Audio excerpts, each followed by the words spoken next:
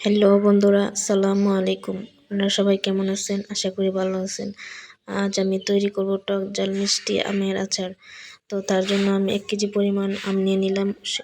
ওইগুলো টুকরো টুকরো করে কেটে নিলাম। তারপর কিছু হলুদ মাখিয়ে তার মধ্যে দিয়ে দিলাম চিনি, দিয়ে দিলাম স্বাদ মতো লবণ, তারপর দিয়ে দিলাম অল্প একটু ভিনেগার।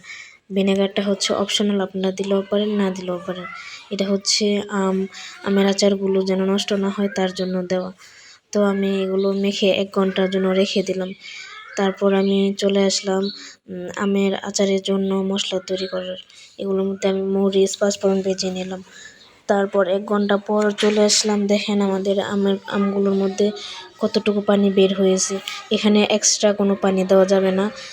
তারপর হচ্ছে আমি অল্প আঁচে চুলার মধ্যে দিয়ে দিলাম।